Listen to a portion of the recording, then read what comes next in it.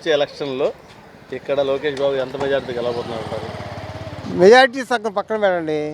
Majority ఎవరికి కావాలి చెప్పండి? మెజార్టీ ఎవరికి కావాలి? వ్యక్తి కావాలి, మంచి వ్యక్తి కావాలి, ప్రజలకు సేవ చేసే వ్యక్తి కావాలి. ఇకంతా నేత కార్మికులు, ఈ నేత కార్మికులకు మంచి చేసే వ్యక్తి కావాలి. అందరూ కూడా ఇవాళ బ్రతకలేక పనులు లేక అల్లాడిపోతున్నారు. ఇప్పుడు పథకాలు వద్దు, పని కల్పించమంటారా? కంపల్సరీ ఎట్లా ప్రతి మనిషికి పని కల్పిస్తే నీ పథకం ఎవడ కావాలి? బోడి పథకం మా డబ్బులతోనే మేమే నీకు సందా వేస్తాం, నువ్వు బతకరా బాబు అని. నాకు ఈ పథకాలు ఎందుకు? నాకు పని ఉందనుకోండి, నేనే పార్టీ పండిస్తా ప్రజల కోసం, మీరు బాగుపడండి. మమ్మల్ని అడుక్కు తినేటి చేస్తారు మీరు పథకాలు ఇచ్చి. నెక్స్ట్ మంగళగిరిలో ఎవరు వస్తే బాగుంటుంది అనేది చెప్తే చాలు. మరి తోక మేక మేక తోక తోక మేక మేక తోక తోక మేక మేక తోక అన్నాడు రామలింగడు, తెనాలి రామలింగడు. మీరు అడిగే ప్రశ్న కూడా అదే. మేము సామాన్యులం, ఏది చెబితే వీటిని తీసుకెళ్ళి గుద్దబాల కొట్టి స్టేషన్లో పడేస్తారు. మీకు తెలియదా? తెలియదా? మా దగ్గర డబ్బు లేదు వెనక్కి రావడానికి. అర్థమైందా? భాష అర్థమైందా? సామాన్యులం మేము. తెనాలి రావడంలాగా మీ ప్రశ్నలు వేయద్దు.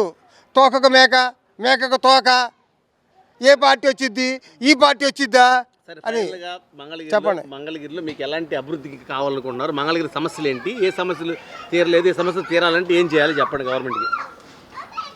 అన్ని సమస్యలు అండి, ఒక సమస్య ఏంది? ప్రభుత్వం ఒక మంగళగిరిని దృష్టిలో పెట్టుకోకండి. రాష్ట్రం అభివృద్ధి కావాలి, పనులు కావాలి, అందరికీ పనులు కావాలి.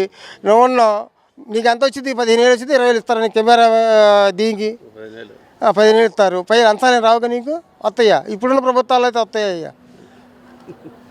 మా ప్రభుత్వంలో రాలే కానీ ఇప్పుడున్న ప్రభుత్వంలో అయితే వస్తాయి లంచాలు బాగా.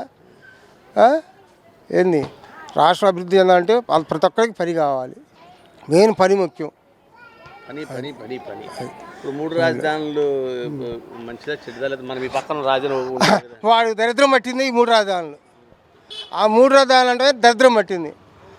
బంగారం అంటే అమరావతిని తీసిపోయి 3 రాజధానులు అంటే జగన్కి దరిద్రం పట్టింది.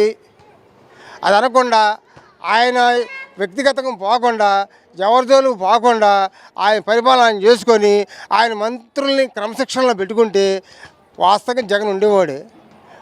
ఆయన మాట పైకి ఆయన ముందు భయపడుతున్నారు,